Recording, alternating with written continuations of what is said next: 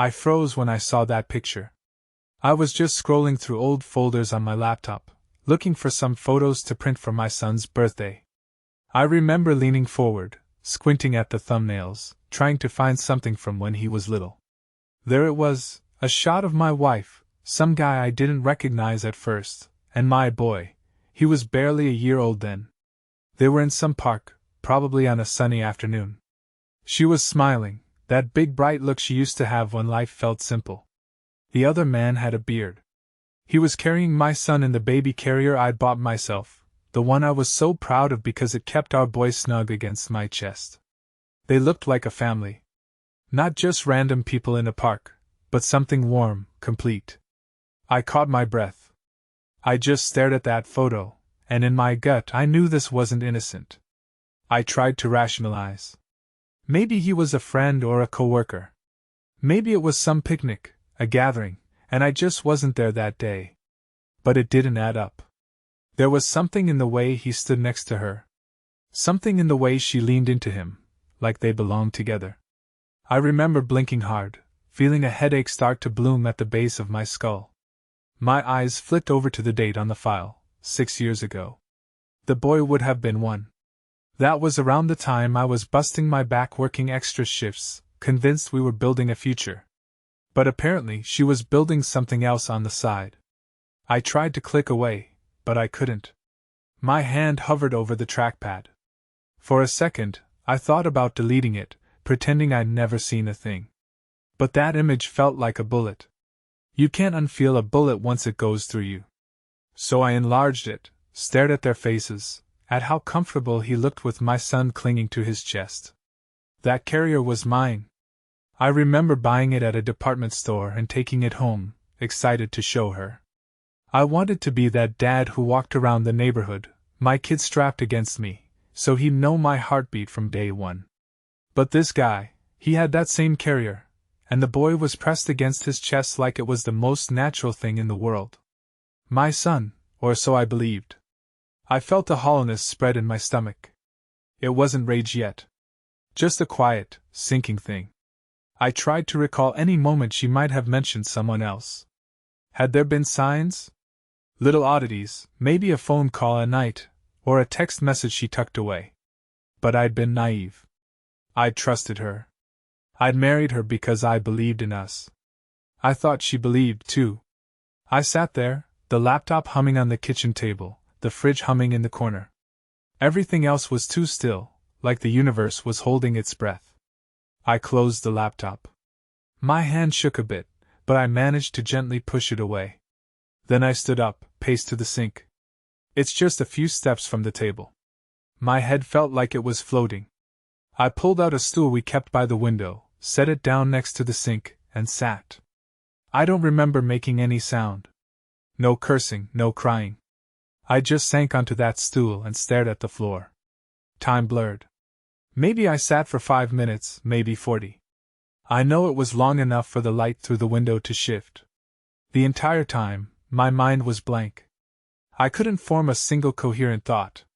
It was like everything I believed cracked open in one click of a mouse.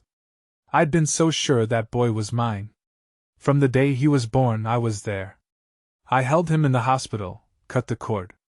I fed him at 3 a.m., changed diapers, kissed his forehead when he cried. I told all my friends, "This is my kid."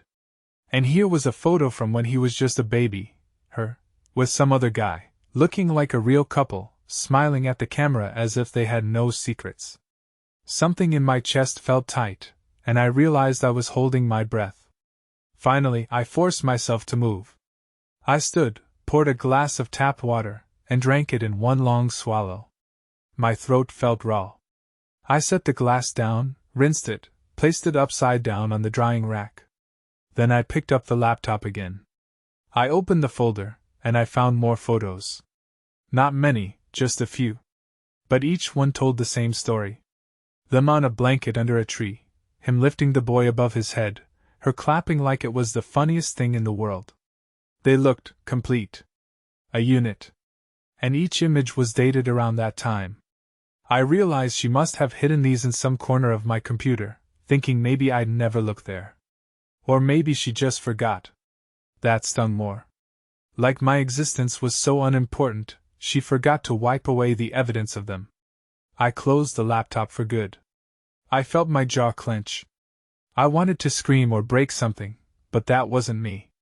Instead, I stood up, walked to the bathroom, and splashed water on my face. My reflection in the mirror looked older, more exhausted than I remembered. I was about 57 at the time, but in that moment, I felt older than that. I toweled off, forced myself to breathe. Then I went back to the kitchen, stared at the stool. It was still angled toward the sink, like it was waiting for me.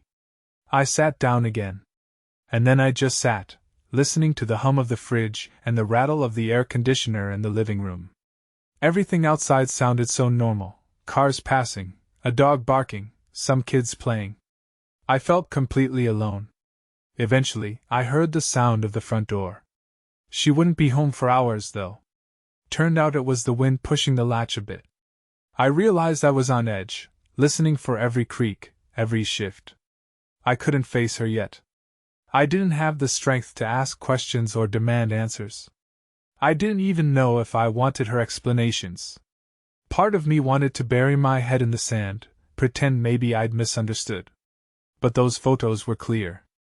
The way she looked at him was the same way she used to look at me when we first started dating. And that baby carrier, why would he be carrying my son in that thing? It made my stomach twist. I don't know how long I would have stayed there if my phone hadn't buzzed with a text from my son. He was at a friend's place, asking about dinner plans. I told him, "I'm not feeling great. Order pizza if you want." He texted back some thumbs up emoji. It felt insane to be dealing with phone emojis while my life was crumbling, but that's how it goes. Life doesn't pause for your tragedy. After a while, I decided I needed to leave.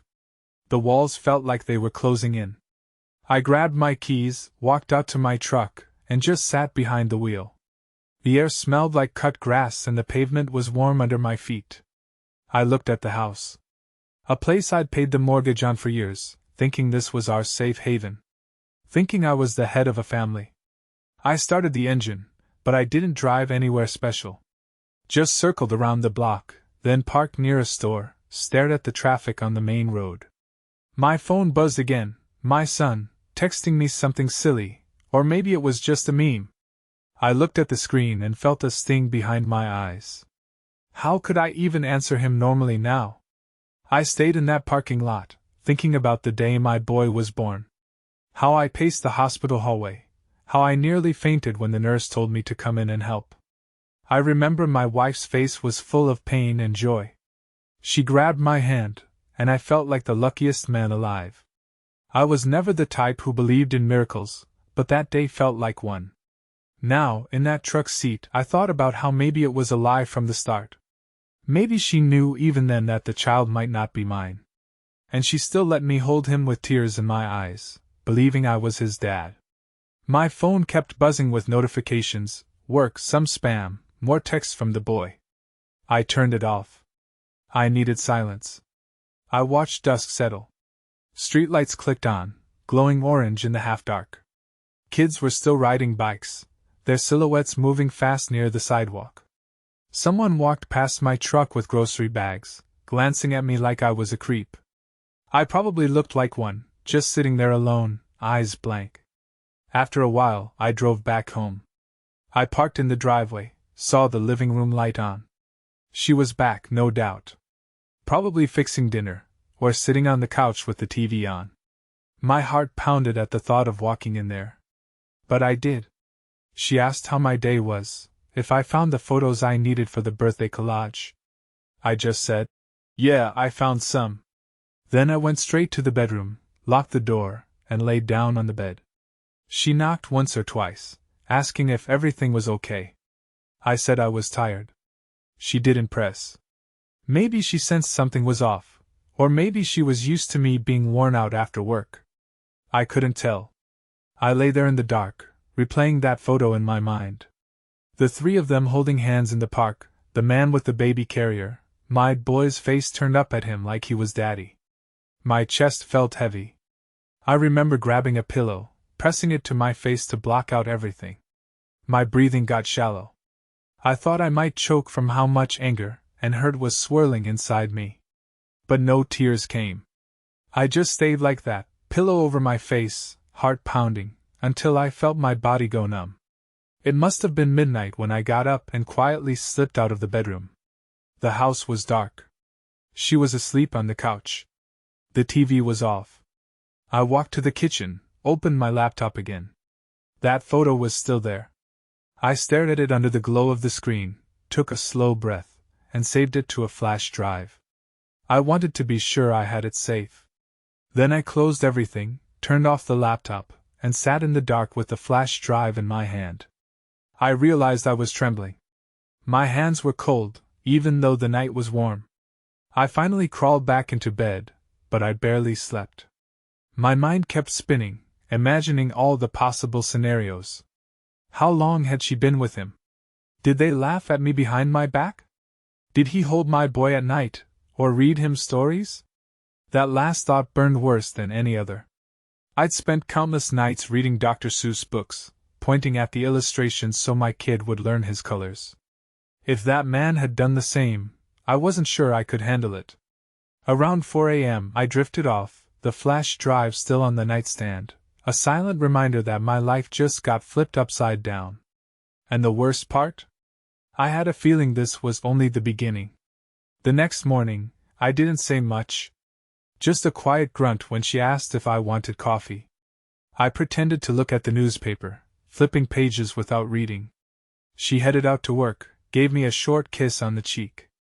I stood there in the living room, letting the air from the open door brush against me before it clicked shut. I looked at the empty house. And I knew I wouldn't be able to keep this to myself for long. Something had changed, and I couldn't hide it. The question was, what was I going to do about it? Because the man I used to be died the moment I saw that photo. And whatever came next wasn't going to be pretty. I felt my phone buzzing again, left it in my pocket. I wasn't ready to talk to anyone. Instead, I walked to the window, looked out at the street. Sun was up, neighbors were out, life moved on. But I was stuck, pinned to this revelation. I stared at the slight smudge on the glass and realized I hadn't cleaned it in months. That small detail stuck with me. My life was so busy with work and bills, I'd stopped paying attention. Maybe that's how she got away with it. I sighed, turned away, and wondered how the hell I was going to face her again tonight. My heart pounded with the need for answers, but I also felt too tired to confront anything. One thing was certain, I couldn't unsee that picture. It was burned into my memory for good. A few days later, I still hadn't confronted her. I'd been walking around the house like a ghost, quiet and distant. She noticed, but she didn't push. Maybe she thought I was going through a phase. I slept on the couch a couple times, telling her I had back pain or some nonsense. And every night, my mind drifted back to that baby carrier, the way the straps cut across that man's shoulders, the way my boy looked so at home against his chest. I felt a creeping suspicion that maybe he was more than just some random fling. This was bigger. This was everything. And soon I'd have to act. Because if I didn't, I'd lose my sanity. I took that flash drive everywhere, like a loaded gun I might pull at any moment. But I was waiting. Maybe waiting for the right time or for courage to find me. I'm not sure. All I knew was, it was coming. The big confrontation, the fallout. And once I opened that door, there'd be no turning back. I guess part of me hoped I'd wake up and discover it was all a mistake. That I'd misread something or that the photo was some random joke. But you can't fool yourself forever. Deep down, I knew the truth. I'd seen how she smiled with him, how my son held on to him. That wasn't just a passing moment. That was real. I tried to picture a life where I just let it go, tried to keep the peace for the boy's sake. But something inside me refused. I was raised to believe in loyalty. You stick by the people you love, and you don't stab them in the back. She betrayed that. And now I was stuck with the knowledge that the life I'd been living was a lie. It festered like an infection in my chest. I knew it would spread until it killed whatever was left of me, unless I cut it out. And cutting it out wasn't going to be pretty. It was going to get ugly fast. The next night, I lay awake, listening to her soft breathing beside me. I could smell her shampoo, feel the warmth of her body. I remembered a time when that smell brought me comfort.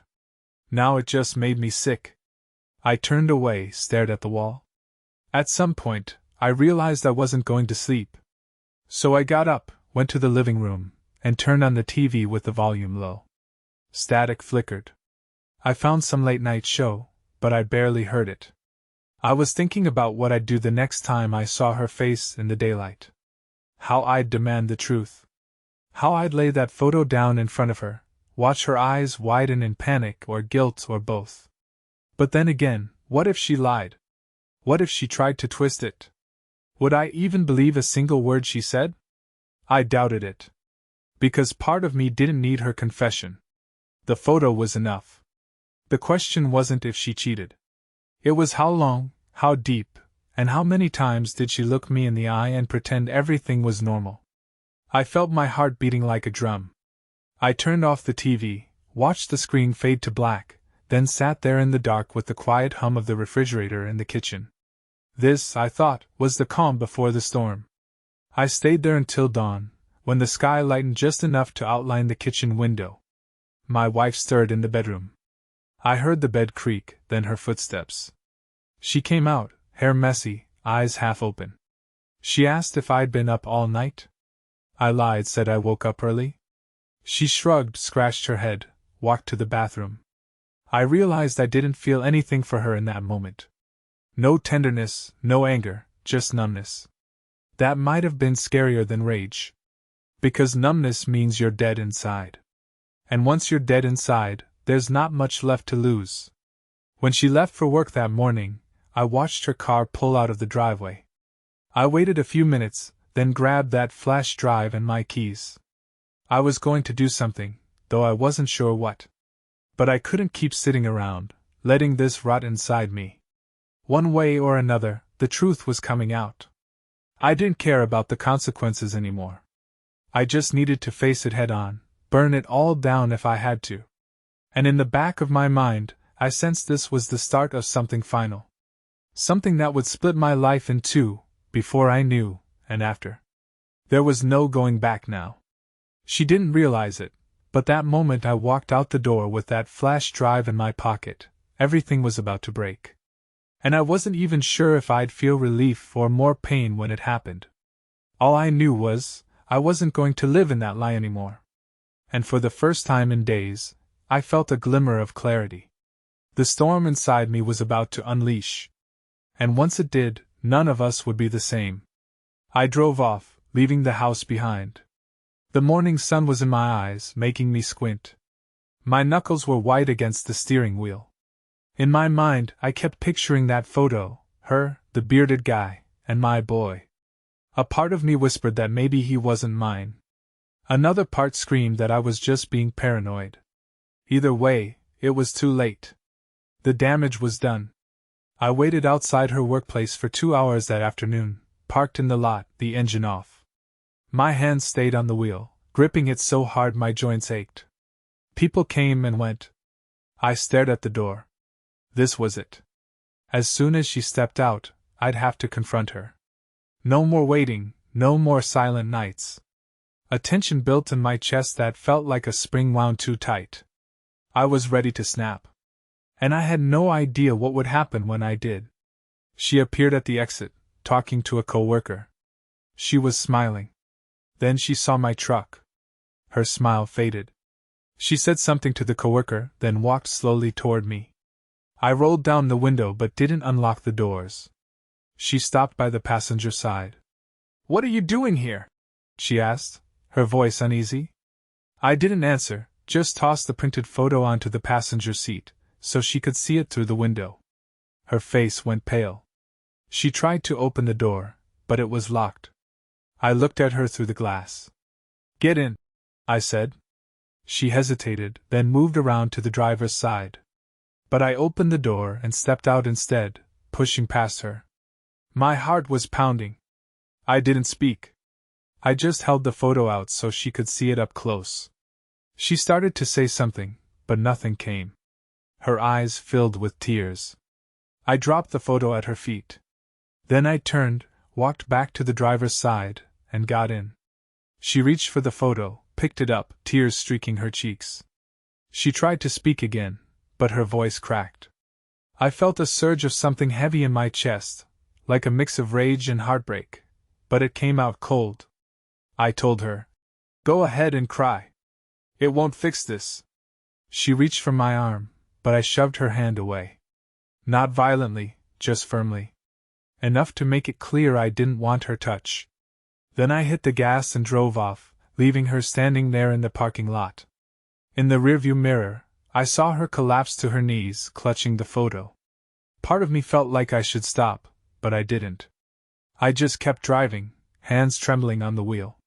And I knew this was only step one. The next steps would be worse. Because I was done suffering in silence. Everyone was going to know what she did. Everyone. I turned onto the highway, and my mind locked onto her father, the man who used to take me fishing, who'd crack open a bottle of whiskey and talk about life, marriage, loyalty. I was going to him next. I needed him to see exactly what his daughter had done to me. I needed him to feel it, just like I did. The road stretched out in front of me, and the sun was starting to dip. I tightened my grip on the wheel, my heart thudding like a war drum. By the time I got to his place, it would be dark. Perfect. Darkness suited what was about to happen. And for the first time since I found that photo, I felt a kind of grim satisfaction. She wasn't the only one who could keep secrets. Now, the truth was mine to unload. And I was going to unload it on everyone who mattered to her, until she had nowhere left to hide. I pressed my foot harder on the gas, the engine roared a bit, and I sped down the open road. Nothing was going to stop me. I pulled up in front of her father's house just as twilight settled, the sky turning purple behind the rooftops. I cut the engine, stared at the driveway. His porch light was on. My pulse was hammering. For a moment I thought about how this old man would take it. He'd always treated me like a son. He'd probably be devastated. But I pushed that aside. I stepped out, photo in hand, and walked up to the porch. I could see him through the window, sitting in his armchair. My knuckles rapped on the door. He answered, surprise on his face. He asked what I was doing there. I didn't say a word. I just handed him the photo. He put on his reading glasses, squinted at it. Then I said quietly, "That's your daughter. That's another man. That's the boy I raised, thinking he was mine." His eyes flicked between the photo and me. He tried to speak, but his voice wavered. He stepped back, invited me inside, but I didn't move. I just repeated, "She lied to me. Look. Look at them." He looked again, and tears welled up in his eyes. He whispered something about being sorry, about not knowing.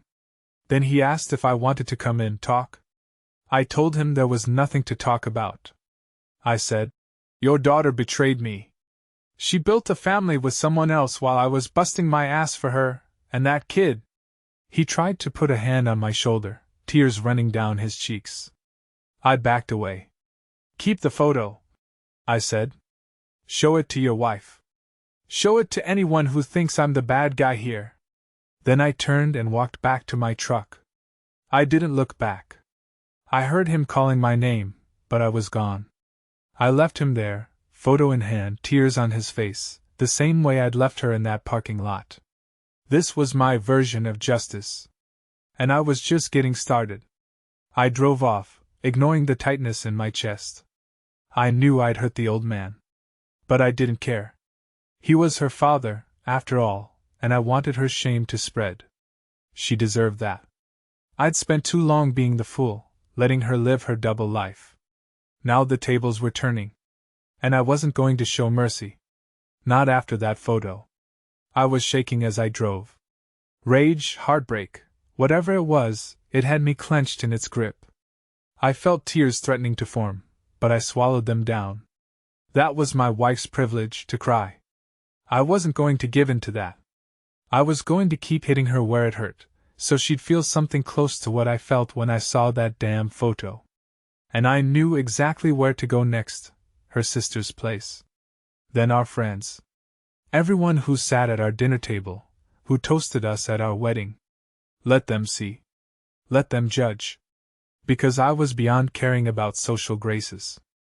I pressed my foot down on the gas, feeling the engine rumble.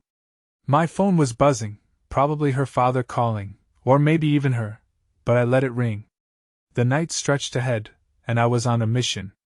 And that mission felt like the only thing giving me purpose. Because inside, where my heart used to be, was just a big empty space. That's how the day ended, with me driving into the darkness, a stack of printed photos on the passenger seat, and a grim resolve that I'd keep going until she had nowhere left to hide. She shattered my world. Now I was going to show hers for what it was, a lie built on betrayal. And nothing could make me swerve from that path. I drove on, headlights cutting through the night, the rest of the world oblivious to what I was about to do. If they only knew how fast a life can unravel with one single photograph. I guess I never realized how calm vengeance can feel when you're too numb for anything else. I wasn't frothing at the mouth, I wasn't screaming. I was just set. Like a machine on autopilot. And in the silence of that cab, I felt something close to relief. Because now I wasn't alone with my secret. I was sharing it, pushing it into the light, and letting everyone see the truth.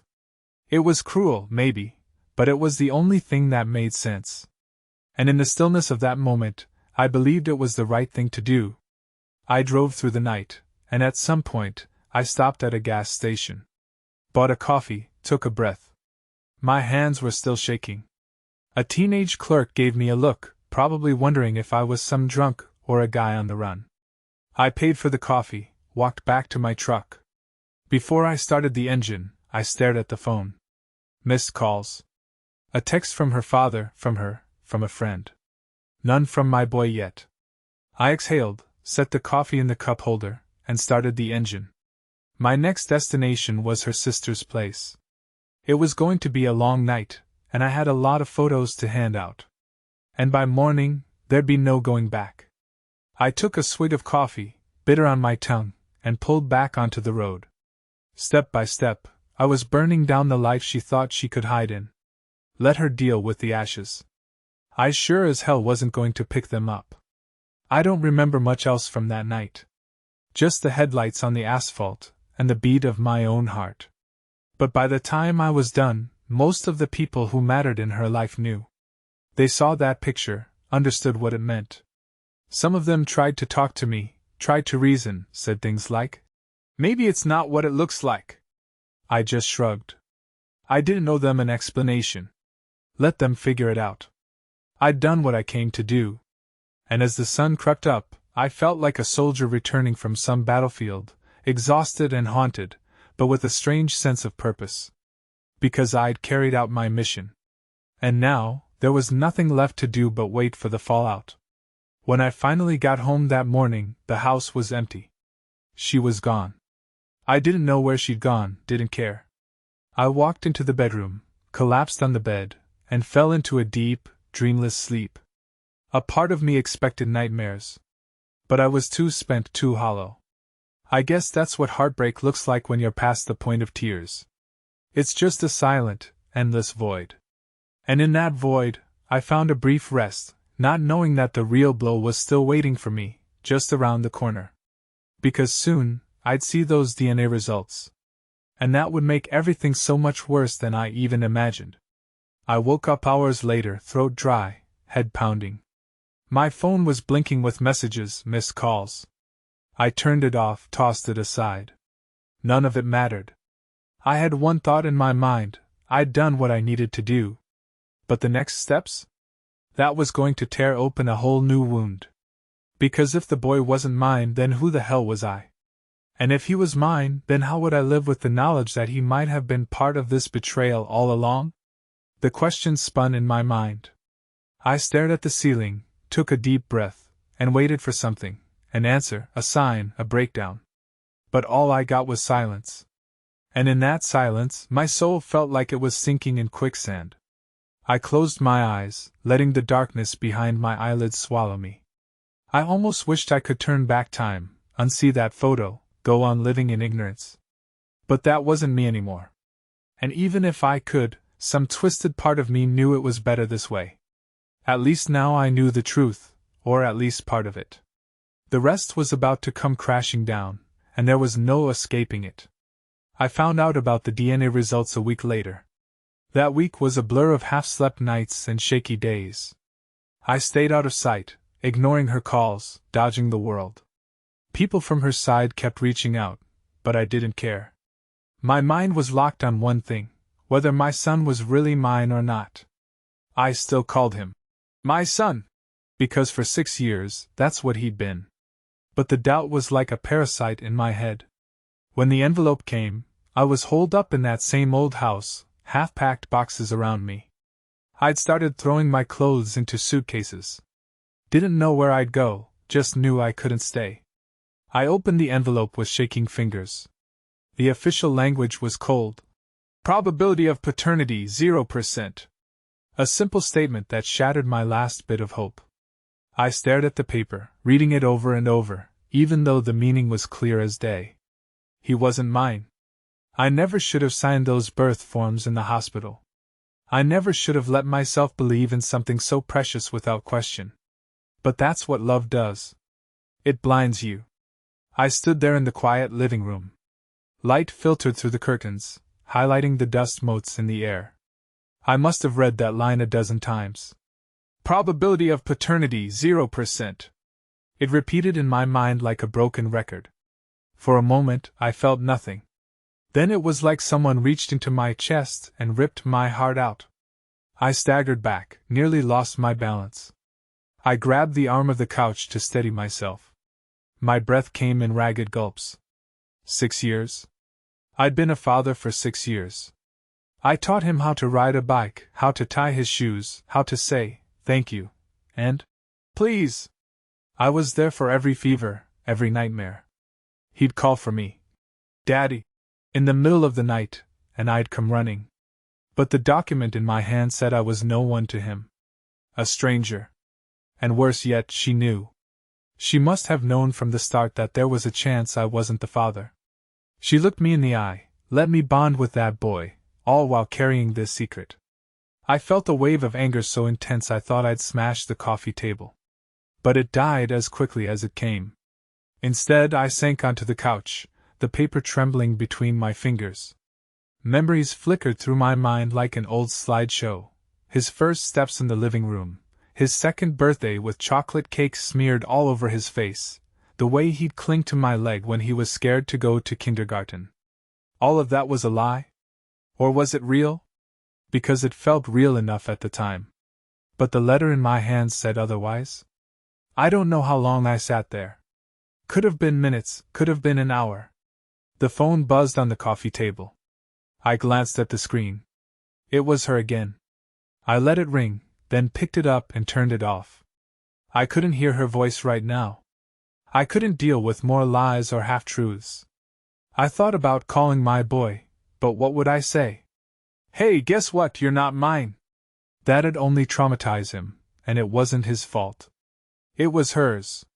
Eventually, I pulled myself together. Folded the paper, stuck it back in the envelope. I packed a small duffel bag, grabbed my truck keys, and left. I didn't leave a note, didn't lock the door.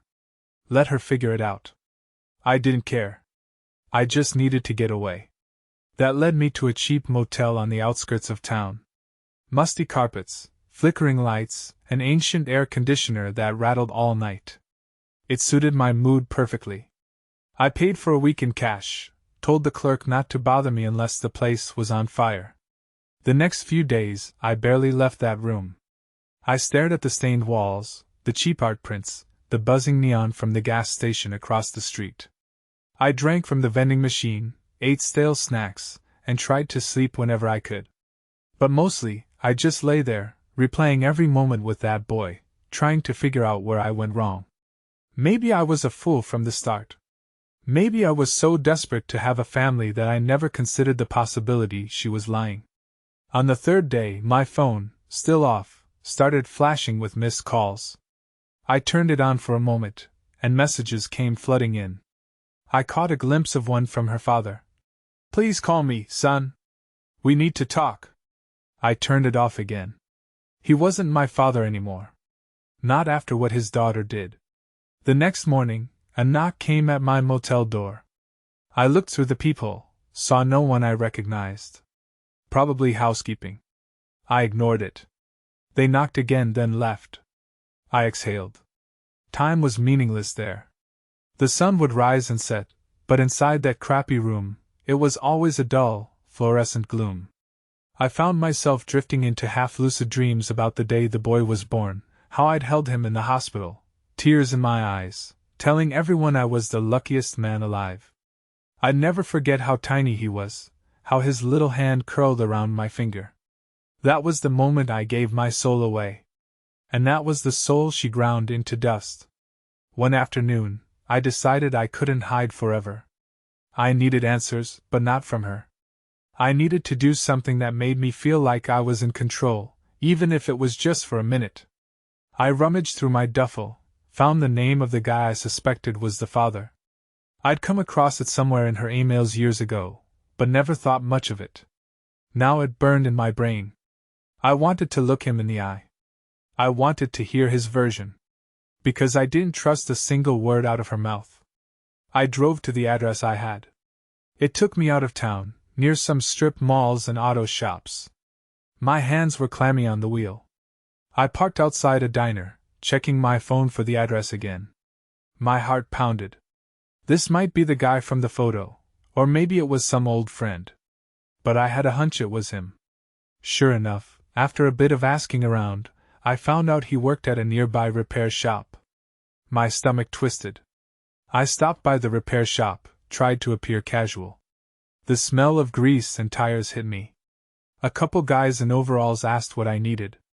I said I was looking for someone, gave his name. They called him out from the back. He came out wiping his hands on a rag. Bearded, broad shoulders, just like the man in the photo. My pulse pounded. But I forced a friendly smile, pretended I was an old acquaintance. I don't know how I pulled it off, but I did. Maybe I was just that numb. He seemed suspicious at first, but when I told him I just wanted to catch up and find out what really happened back then, he opened up. We ended up talking behind the shop, near a row of dumpsters. Not exactly a pleasant spot, but it was private. He told me bits and pieces. How they'd had a thing for a while, how she was confused about who the father might be, how it all got complicated. He thought she'd told me everything eventually. He seemed clueless that I knew nothing until now. I asked him if he ever carried the boy in a baby carrier, out in the park. He hesitated, then admitted he did. Said she insisted it was easier that way, so people wouldn't stare. My mind reeled. So she was sneaking around with him, letting him bond with that kid while I was at work, or God knows where. I forced myself to keep calm, nodding along like I was just gathering information. Inside, I wanted to strangle him. But it wasn't just his fault. She allowed this. She orchestrated it. She let me live under the same roof, paying bills, thinking I was a dad. At one point, he said something like, "I'm sorry if this messed you up, man. She never told me she was hiding it from you." That's when I pulled out my phone, hit the record button, and told him to repeat what he just said. He did, expanding on how she'd come to him, how she swore she'd handle everything. He explained how he backed off eventually, not wanting drama. He didn't even know if the child was his for sure. He just knew she'd come around whenever she felt lonely. It was all so casual for him. By the time he finished talking, I had what I needed on tape. I saved the file, thanked him for being honest, told him no hard feelings. He actually believed me. That's how convincing my numbness was. I got back in my truck, my hands shaking. I looked at the phone, saw the audio file. This was gold.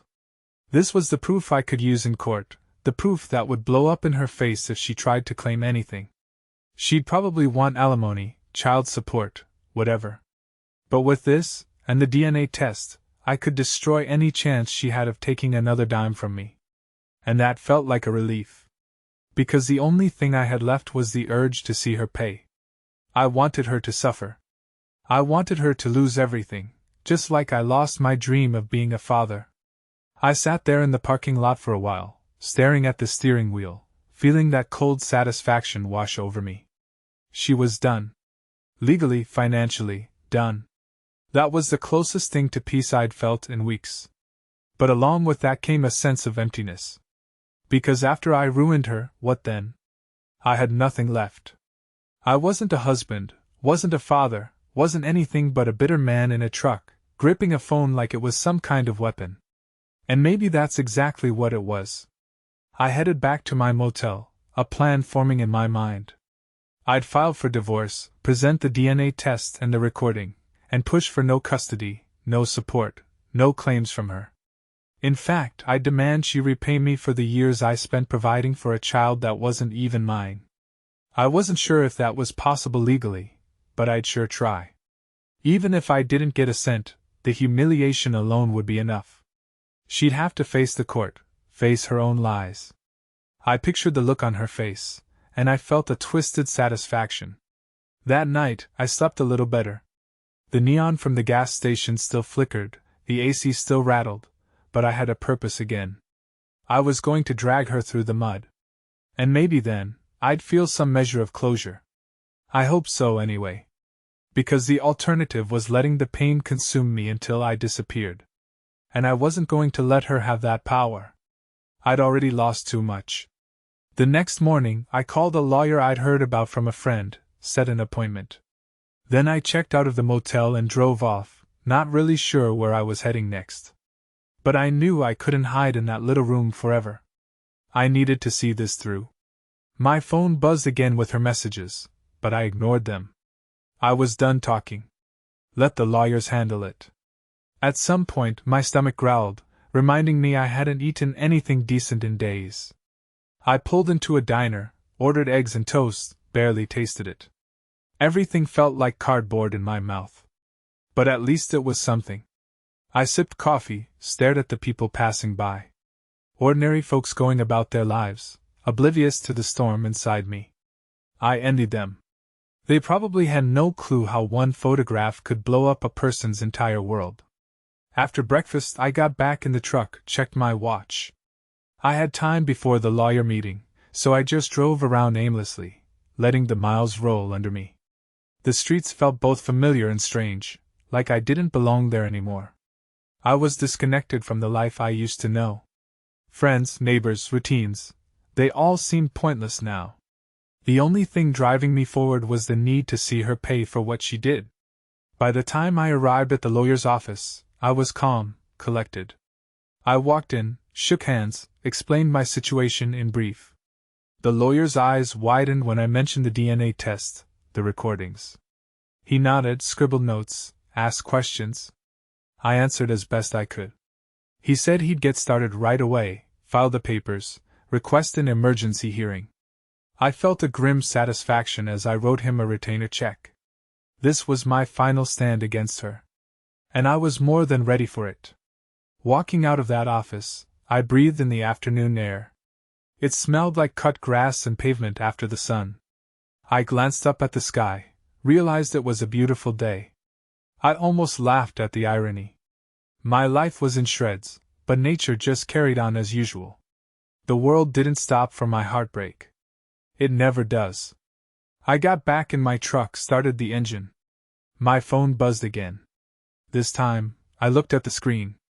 A message from her read, "Please, we need to talk. I'm so sorry. Just let me explain." I snorted. Explain what?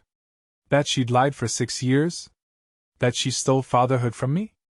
I tossed the phone onto the passenger seat and drove off. She could explain it to the judge. I still felt hollow, but at least I had direction. And that was enough for now. Because the next steps would be all about cutting her out of my life, making sure she couldn't claim a single cent or a single shred of sympathy. I wanted her alone in the cold, the way she left me. And if that meant dragging every last secret into the light, so be it. I'd do whatever it took. I'd burn the entire past to the ground. The court hearing came quicker than I expected. My lawyer worked fast, filing motions, gathering documents, sending out notices. I just stayed in that old motel after all, paying week by week, because I didn't want her to know where I was. I changed my number too, except for the one I gave to my lawyer. He said it was best to keep communication lines official, so I wouldn't have to deal with her directly.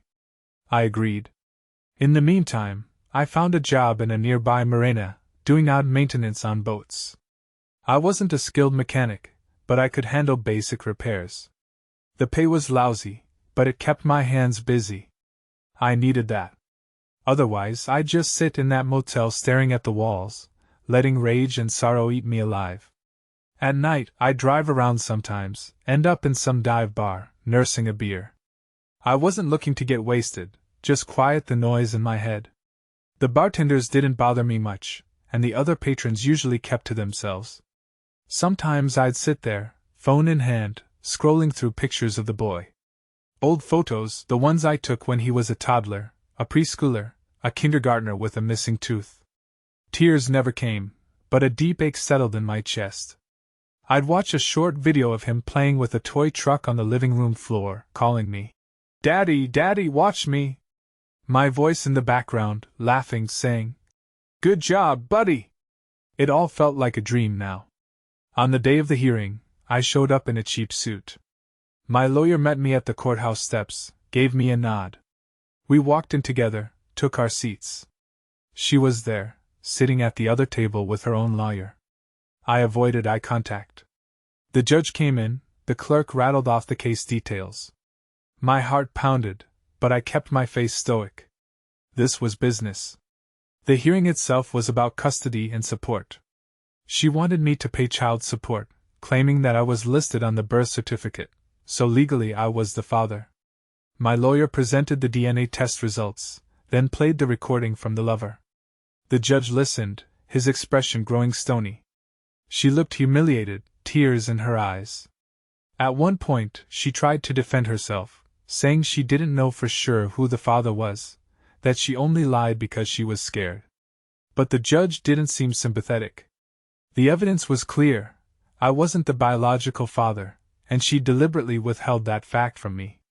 Her lawyer tried to argue that I'd acted as the father for 6 years, so I should be financially responsible.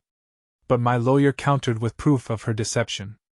In the end, the judge ruled that legally, the child was born out of wedlock, and I was not obligated to pay support. The judge also voided her spousal support claim, citing fraud. She wouldn't get a penny.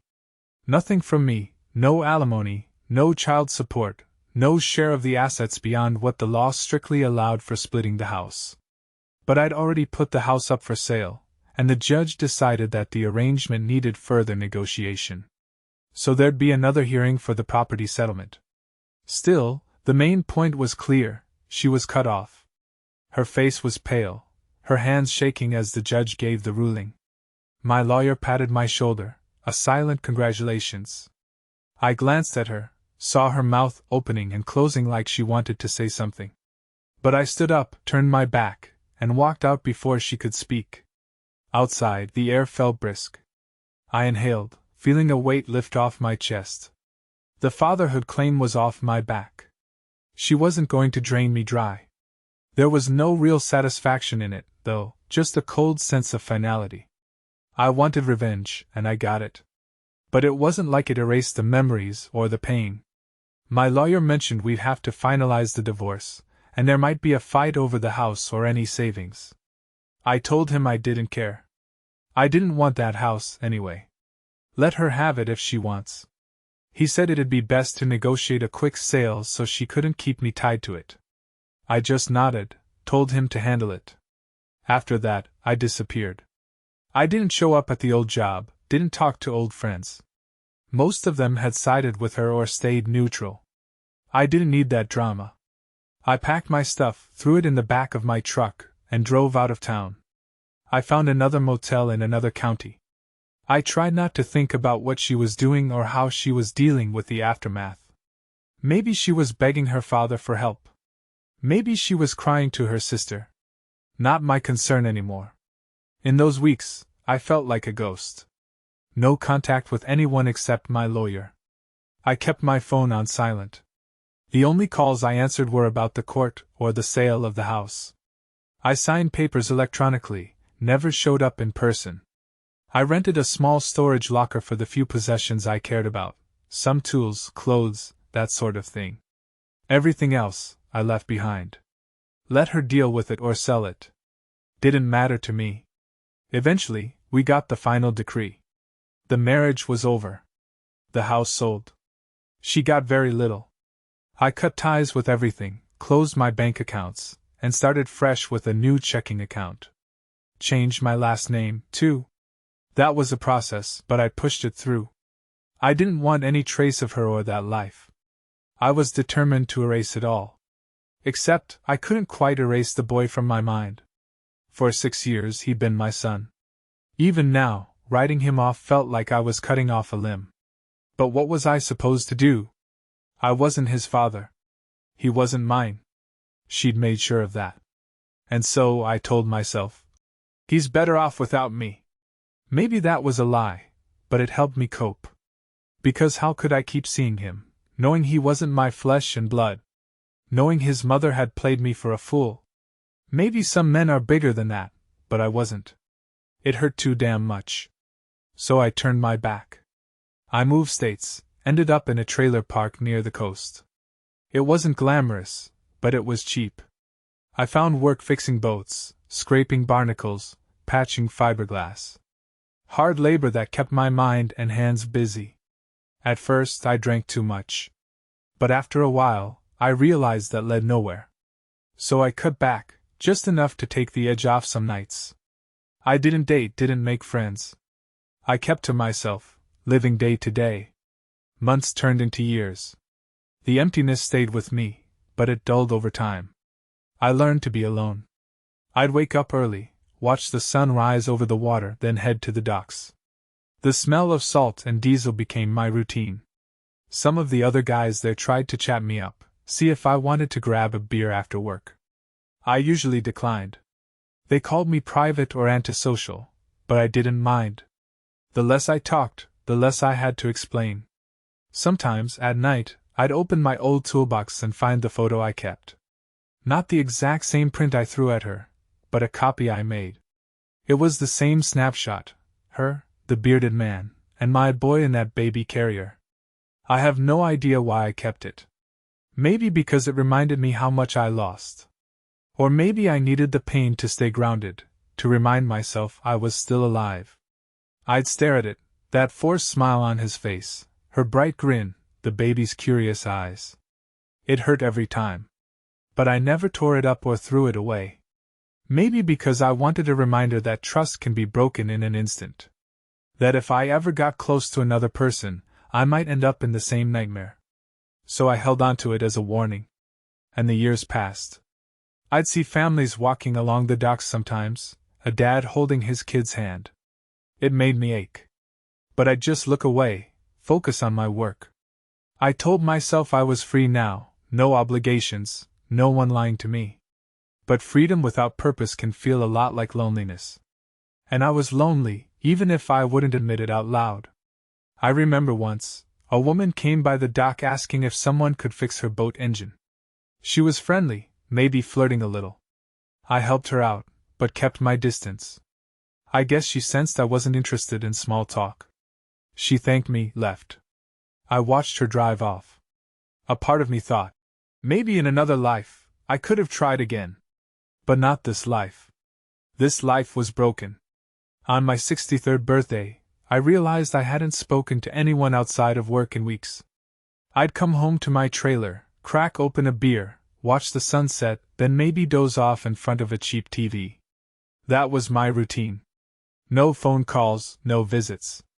Just me, a battered trailer, and the hum of the ocean in the distance. Sometimes I asked myself if this was all I'd ever have. The answer was always the same, probably. And weirdly, I found a grim comfort in that certainty. At least no one could betray me again. On the morning after my 63rd birthday, I woke up with a stiff back, realized it had been almost a decade since I left that old life behind. 10 years of quiet, of avoiding memories, of letting time wash over me. I sat at my small kitchen table, my coffee mug warming my palms, staring at the dingy wall. I thought about the boy. He'd be a teenager now, maybe in middle school or high school. I wondered what he looked like, if he had any mannerisms I'd remember. Then I shook my head, told myself to forget it. He wasn't mine. That ship had sailed. But sometimes, in my dreams, he'd still call me Dad. I'd see his small arms reaching up, wanting me to pick him up. And I'd do it without hesitation, because I forgot in the dream that he wasn't really my son. Then I'd wake up, heart pounding, feeling the sting of reality. Those were the worst mornings. I'd drag myself out of bed, rub my face, and remind myself that I made the only choice I could. She lied, he wasn't mine, end of story. I never reconnected with her father, or her sister, or any of them. I imagine they cursed me for how I handled things, showing the photo around, humiliating her in front of everyone. But I didn't care. I'd done what I felt was necessary. Maybe it was cruel, but betrayal is cruel, too. She turned me into a hollow man, so I left her with nothing. Fair trade in my book. Somewhere along the line, I got used to the quiet nights, the solitary weekends. My hands got rough and callous from the boat work, my face weathered by the sun. People at the docks called me old-timer, or Cap, even though I didn't own a boat. I'd nod, say a few words, keep my distance. Life became a predictable cycle, each day blending into the next. No big joys, no major sorrows, just a flat line of existence. Every now and then, I'd catch myself thinking about how it all started, that one photo on my laptop, the moment my world fractured. If I could go back in time and erase it, would I? Part of me said yes, because then I'd still have a family. But another part said no, because at least now I knew the truth. Living in a lie might have been easier, but I'd rather face the cold reality than be a blissful fool. It's a bitter choice. Sometimes I wasn't sure which I preferred. In the end, I told myself it didn't matter. The past was done, the present was what it was, and the future? I didn't expect much of it. I'd keep fixing boats until my body gave out, then maybe retire on what little I'd saved. No illusions of happiness, no illusions of fatherhood. Just me, alone, with the scars of a life I once believed in. That's how I ended up with a single photo of a boy who wasn't mine. It's tucked in a drawer by my bed, half creased from me handling it too many times. Sometimes, late at night, I pull it out, hold it under the lamp, and stare. I see the woman I used to love, the man I once hated, and the child I once called son. And I feel that old, familiar ache, the hollow space in my chest where something real used to live. I don't cry. I just sit there, letting the memories wash over me. I remind myself that pain is all I have left. Pain is my proof that I once cared, once tried to be a good man, a good father. Maybe that's why I keep the photo, because without that pain, I'd have nothing. And as twisted as it sounds, that pain reminds me I was alive once. I was someone's dad, even if it was all based on a lie. So that's my story. I'm 63 now, living in a trailer by the coast, fixing boats, for a living. I don't expect anything from anyone. The days pass quietly, the nights even quieter. And every so often, I see that little boy's face in my dreams, hear him call me Daddy. Then I wake up, swallow the knot in my throat, and start another day. It's not much of a life, but it's what's left to me. And maybe that's enough. Because the truth is, you don't always get closure or forgiveness. Sometimes, all you get is the knowledge that you survived. And maybe survival is all we can hope for, in the end.